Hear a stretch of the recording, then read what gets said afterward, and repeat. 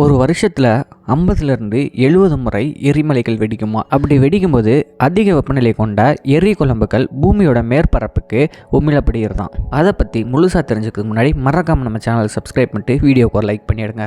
உலகத்தில் மொத்தம் 1500 எரிமலைகள் இருக்குது. அதில் இந்தியாவில் மட்டுமே ஆக்டிவாக இருக்கக்கூடிய 7 எரிமலைகள் இருக்குது. அந்த எரிமலையிலேருந்து எரி குழம்புகள் அப்பப்போ உமிழப்பட்டே இருக்குமா. எரி குழம்புன்றது ஒன்றுமே இல்லைங்க, உருகிய பாறை தான் எரி குழம்பு அப்படின்னு சொல்கிறோம். இந்த பாறைகள் எல்லாம் பூமிக்கு அடியில் அதிக வெப்பநிலை காரணமாக உருகி போயிருக்குமா. பூமியோட மேற்பரப்பில் இருக்கிறத விட ரொம்பவே அதிகமாக வெப்பம் அங்கே இருக்குமா.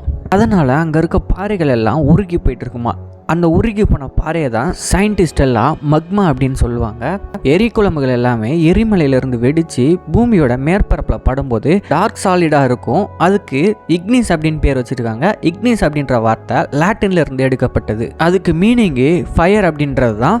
ஸோ எரிக்குழம்புகள் எல்லாமே மோல்டனான பாறைகள் தான். இவைகள் எல்லாமே பூமியோட மையப்பகுதிக்கும் மேண்டல் பகுதிக்கும் இடையிலான பகுதியில் தான் உருவாக்கப்படுதான். பூமியோட மையப்பகுதி எப்பவுமே பயங்கர வெப்பமாக இருக்கும். அங்கே ஏற்படுற அதிகப்படியான டெம்பரேச்சர்னாலையும் அதிகப்படியான ப்ரெஷர்னாலையும் கோர்ல இருந்து வர அதிக வெப்பத்தினாலையும் அங்கே இருக்க பாறைகள் தான் உருகி நல்ல லிக்விட் ஸ்டேஜுக்கு வந்துருமா. அந்த லிக்விட் ஸ்டேஜில் இருக்க பாறைகளை தான் மக்மா அப்படின்னு சொல்கிறாங்க. இந்த மக்மாக்கள் எல்லாம் பூமியோட மேற்பரப்பை நோக்கி எங்கெங்கெல்லாம் ஓட்டை இருக்குமோ அந்த சைடு வழியாலாம் வெளியேற பார்க்குமா.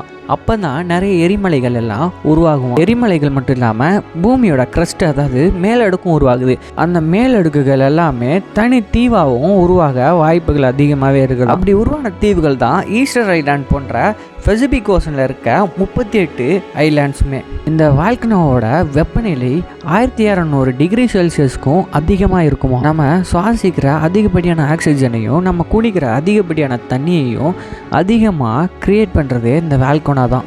ஏன்னா பூமியோட உட்பரப்பில் தாதுக்களும் ஹைட்ரஜனும் ஆக்சிஜனும் அதிகமாக இருக்கும். அதை எல்லாமே இந்த எரிக்குழம்புகள் தான் டீகேஸ் பண்ணி தண்ணியை நீராவியாக பூமியோட மேற்பரப்புக்கு அனுப்புது. ஹவாயில் இருக்க மானோலாவா அப்படின்ற ஒரு எரிமலை தான் உலகத்திலே மிகப்பெரிய மலையா.